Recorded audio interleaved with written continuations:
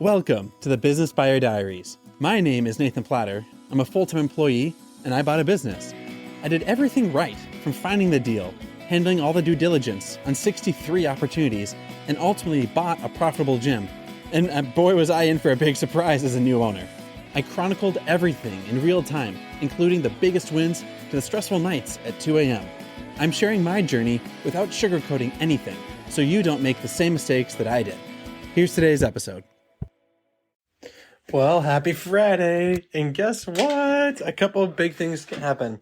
So at the day job, we got the big bonus check. So about a fourth of my down payment will be coming exactly from this bonus check. So I've been leaning on it. I've been telling the lender and the seller, like, hey, just so you know, like I'm committed into this. I've been saving like a maniac for a long time on this.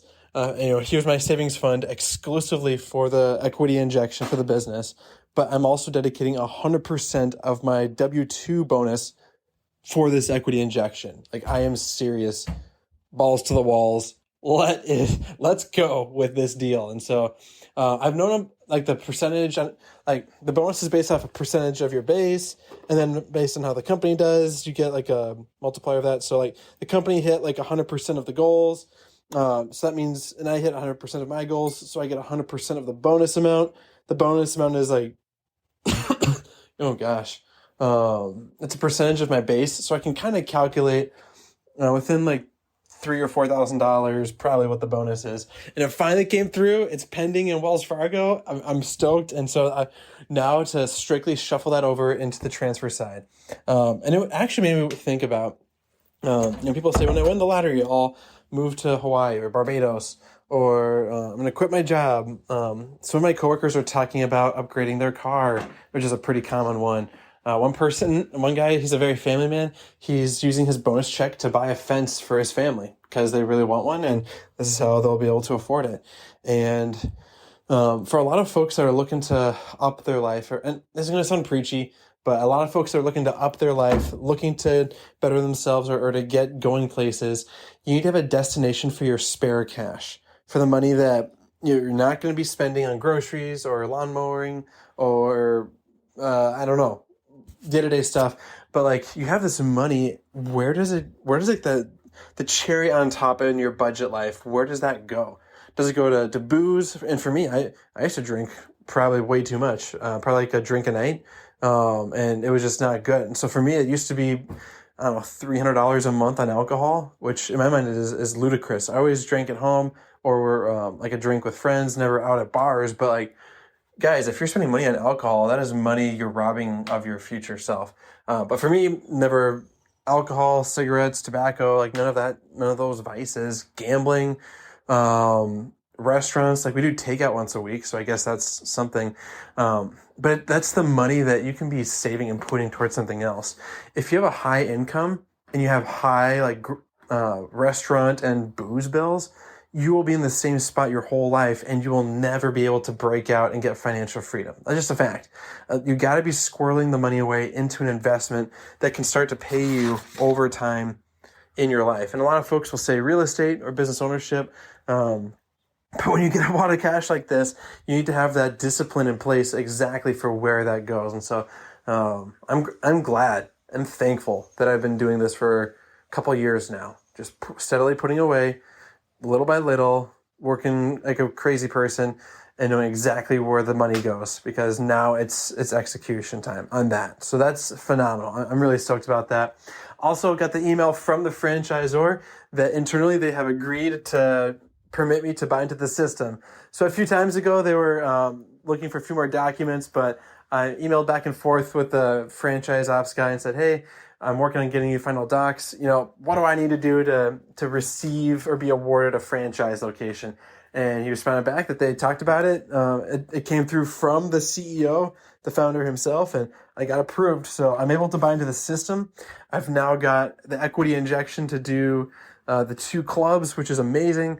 Now the only bottleneck, there's 2. So I guess bottlenecks. One is going to be the lender approving the SBA loan, as well as the leases being transferable. So the current owner has a lease through the company. or through the landlord, and the landlord has to sign off that they'll transfer the lease from the current person into my name. And that's pretty common. Leases are like 10 years, and so businesses change hands. It's not abnormal. So that won't be a pretty easy ask. But now it's just making sure the lender is going to sign off. One mistake that I should have done, I should have gone with an SBA lender who does these all day, that can run circles around me, that knows the terms, knows the bottlenecks, knows the hiccups. Just by hearing the price of a deal, my injection, and my background, they can tell on the spot if it's going to be a good deal or not. That's how you know when you're working with an expert. Like if you go to a car dealership and you're like, hey, I'm looking to buy a Corvette. What do you make? $50,000 a year. What kind of how long of a loan do you want? 10 years? And they might say, maybe happen, maybe not. Depending on the lender. You gotta work with someone who knows their business, knows their job so well that just by hearing the numbers, the top like 3 or 4 numbers to do a deal, they can tell you, yeah, probably not going to happen, or yeah, totally going to happen, or I think I can make some strings happen. Let's do it. And you're that way in your job just by. I'm in data and analytics, and just by hearing that someone has data from one system, they want to go to another system, I know exactly what has to happen because I've been doing this for 10 years. My wife works at a hospital, and just by hearing someone has a certain kind of medical condition, she can gauge pretty quickly, all right, this is probably going to be an issue in this area or that area in surgery. And you got to work with a lender who's that good and that niche product when it comes to SBA loans. And so, in hindsight, that's one thing I would have changed. Would have worked with an expert from one of the more established institutions from the get-go. But they're pretty optimistic about it. That's the only thing remaining. That's the final hurdle to face. And so with this cash in hand, I texted him, showed him, like, hey, here it is. Let's roll. We got documents. Guys, once the lender says they're going to get loan approval, this is going to go so big, so fast. I am stoked. I'll pull up their email here. What was it? The broker said they got the final docs, sending it over to the lender. Asked for a copy of those docs so I can store those if needed. And it says, sounds good. I'll review it here tonight. So the lender's going through. He's updated his checklist. He's got what he's needed. Yeah. It's definitely a team effort. I can't imagine doing this by myself. Whenever I sell my businesses, I don't know why people want to sell it by themselves. Like, there's just no way. There's way too much. I can't imagine the seller running their studios every day, putting out fires, working with vendors, and trying to work with lenders that are asking for leases, proof of tax payments. And buyers asking them questions, and they're trying to still run a business. Like, there's no way. So you got to work with experts on this whole thing. So I'll quit rambling. It's Friday, feeling good Fridays. And right now, right here, we got a big bonus check arriving. So hang tight. Time to shuffle that over to the Chase account. And then Chase is going to be a nice fat nest egg for equity injection when that day comes. So let's see what that SBA lender says. Let's have fun. This has been another episode of the Business Buyer Diaries. Subscribe so you don't miss the next episode. I hope you're realizing that business ownership is no cakewalk.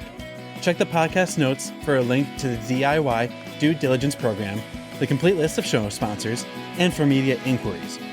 Music written and composed by Wes Schrock. I'm your host, Nathan Platter. Join me again on the next one.